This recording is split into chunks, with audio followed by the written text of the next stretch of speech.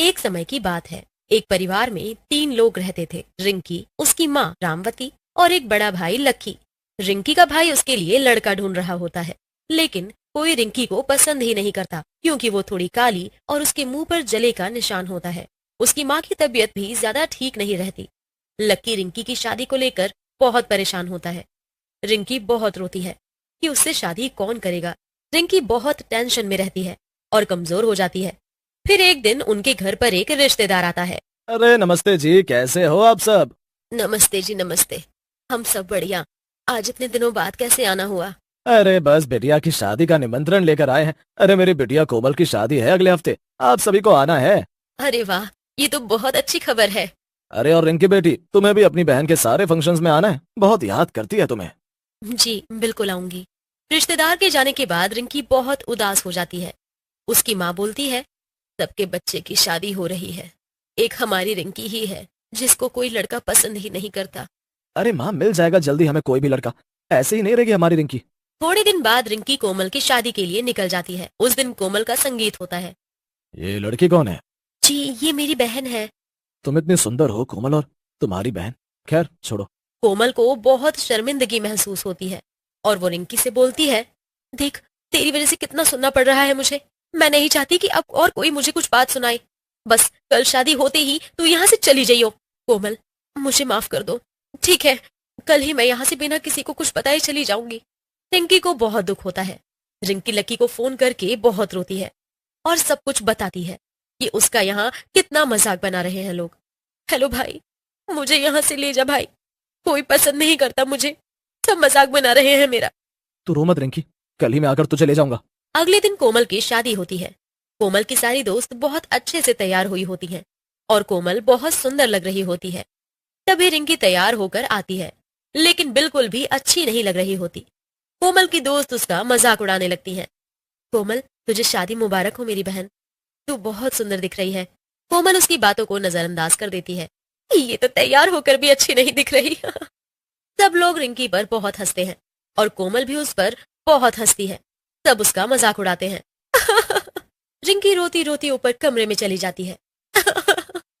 काश मैं इस दुनिया में आई ही ना होती। क्यों हूं मैं ऐसी? क्यों मैं इतनी बदसूरत हूँ कि हर कोई हर वक्त मेरा मजाक उड़ाता रहता है? तभी रिंकी कूद कर आत्महत्या कर लेती है। तभी उसका भाई वहां पहुंचता है, पर बहुत देर हो चुकी होती है। उसकी बहन उसकी आंखों के आगे जमीन पर मरी पड़ी होती है। रिंकी, रिंकी, मेरी बहन, ये क्या कर दिया तूने।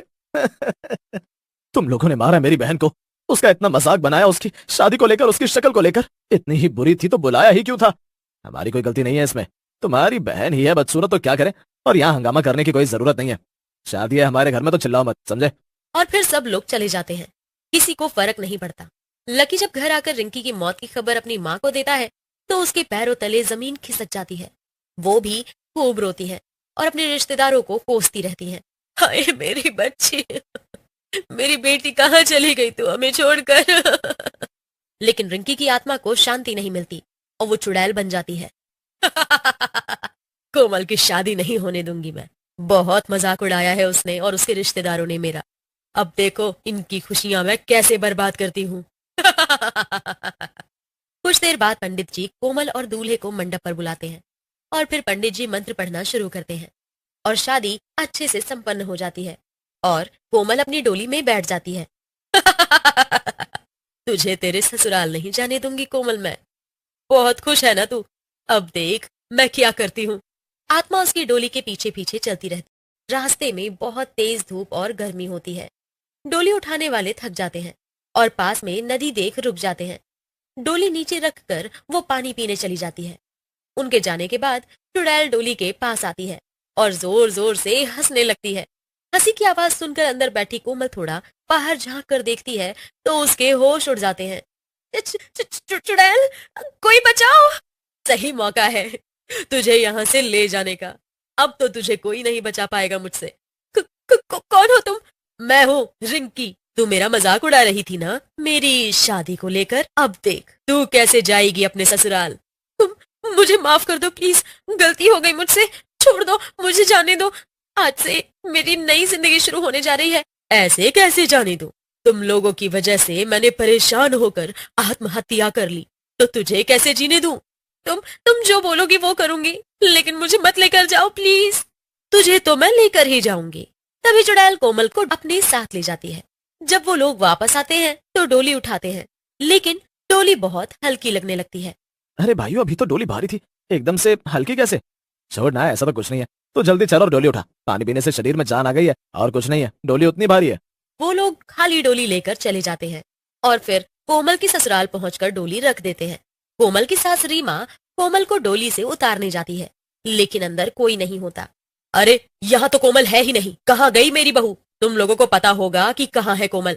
कहीं तुम लोगों ने ही तो नहीं कोमल को अगवा कर लिया? नहीं नहीं माताजी, हम तो बस एक बार रास्ते में पानी पीने नदी के पास गए थे, उसके बाद आए तो डोली हल्की लगने लगी, लेकिन हम सीधा यहाँ आ गए। फिर सभी लोग उसी रास्ते से कोमल को ढूंढने निकल जाते हैं और आवाज देकर उसको पुकारने लगते हैं, लेकिन कोमल कहीं नहीं मिलती। फिर अचानक रीमा को वहाँ कोमल के गहने पड़े मिलते हैं। वो लोग उसी के साथ साथ जाते हैं और थोड़ी ही दूर पर उनको कोमल बेहोश पड़ी मिलती है। कोमल उठो बेटा। वो लोग कोमल को घर ले जाते हैं। जब थोड़ी देर बाद कोमल होश में आती है तो तभी से अजीब अजीब हरकतें करने लगती है। ये क्या हो गया कोमल को? कैसी हरकतें कर रही है? हमें तो कोई चुड़ैल का साया लगता है कोमल पर। सब लोग डर जाते हैं। फिर रीमा तांत्रिक को बुलाती है। देखो बाबा, हमारी बहू को क्या हो गया, ठीक कर दो इसको। इस पर चुड़ैल का साया है, कोमल चुड़ैल के कब्जे में है, इसीलिए ऐसी हरकतें कर रही है। फिर तांत्रिक अपने मंत्र पढ़ना शुरू करता है और कोमल को वश में लेने की कोशिश करता है। छोड़ दो मुझे। कौन है तू? चला जा यहाँ से। तू बता, तू कौन है और क्या चाहती है? तांत्रिक उस पर भभूत डालने लगता है। बता वरना अच्छा नहीं होगा तेरे साथ, बता जल्दी।